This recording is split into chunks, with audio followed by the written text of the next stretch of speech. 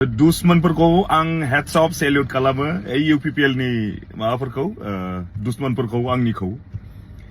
बेबायदिनो थाब थाब मानगोनां रायजोफोर दिनैनि गुबै टपिकआनो जाहैबाय जोंहा आसाम आयेन आफादनि बुंथिगिरि बिस्वजित दैमारि सारा मा बाथ्रा बुंखो बागुरुम्बा मोसानायनि सायाव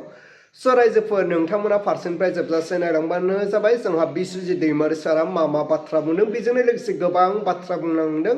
रायजो राजाफोरनि फारसेबो दा रायजोफोर नोंथांमोना नायबानो जाबाय बिस्वजित दैमारि सारा मा बाथ्रा बुंखो जोंनि मानाव गेदेर माने जे गाहाय मन्त्रि बिथांनि सिगाङाव दिनै जि दिन्थिफुंनाय जादों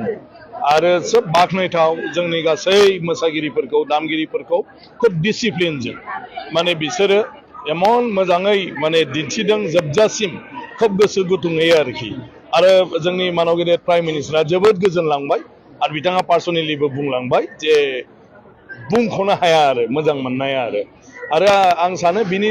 दारैनो बागुरुम्बाया दिनै मुलुगनाङै मिथिसार जासिगोन आरो दा अलरेडि हयथ' बहुतानो नायदों गासै भारत हादरनि अनगाबो बायहेरायाव आरो मानाव गेदेर प्राइम मिनिस्टारा गावनि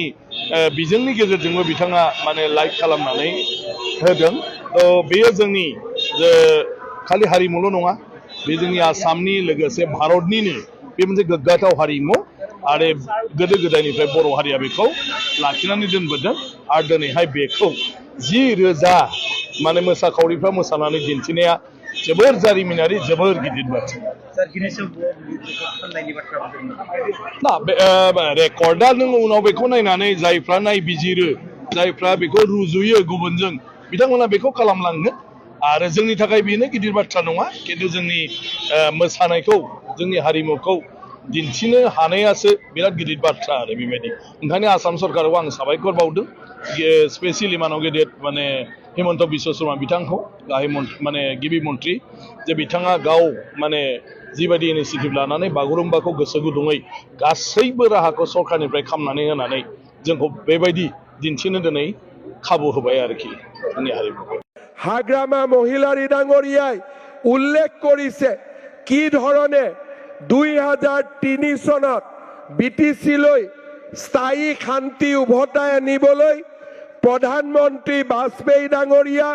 আৰু 2020 চনত প্ৰধানমন্ত্ৰী নৰেন্দ্ৰ মোদী ডাঙৰীয়াৰ নেতৃত্বত শান্তি চুক্তি স্বাক্ষৰ হৈছিল আজি বড়োলেণ্ড এটা শান্তি দ্বীপলৈ পৰিণত হৈছে বিটিসিৰ নেতৃত্বত আজি লাহে লাহে বড়োলেণ্ড এখন উন্নত জীৱন্ত প্ৰাণৱন্ত এক অঞ্চললৈ ৰূপান্তৰ হৈছে প্ৰধানমন্ত্ৰী নৰেন্দ্ৰ মোদী ডাঙৰীয়াই আমাক দিয়া বড়োলেণ্ড ৱেলফেয়াৰ কাউন্সিলৰ জৰিয়তে বিটিসিৰ বাহিৰত থকা বড়ো জনগোষ্ঠীৰ লোকসকলৰো আজি আমি আশা আৰু আকাংক্ষা বাস্তৱত ৰূপায়িত কৰাৰ কামত আগবাঢ়িছো মই বিশ্বাস কৰোঁ সংস্কৃতিয়ে মানুহৰ মাজত সমন্বয়ৰ সৃষ্টি কৰে বাগৰুম্বাৰ এই প্ৰদৰ্শনে বড়ো জনগোষ্ঠীক আমাৰ অন্যান্য অসমত বাস কৰা জনগোষ্ঠীৰ ওচৰ চপাই লৈ আহিব এখন বৰ অসম আৰু এখন মহান ভাৰতৰ আধাৰশিলা স্থাপন কৰিব মই অসমবাসী ৰাইজৰ হৈ পুনৰ এবাৰ আমাৰ প্ৰধানমন্ত্ৰী নৰেন্দ্ৰ মোদী ডাঙৰীয়াক ধন্যবাদ জনাম अब्ला मानाव गेदेर रायजोफोर नोंथांमोना थारैनो नुबाय खोनाबाय बुजिबाय बिस्वजित दैमारि सारनि बुंनाय बिबुंथिनि सायाव नोंथांमोना मा कमेन्ट खालामहरो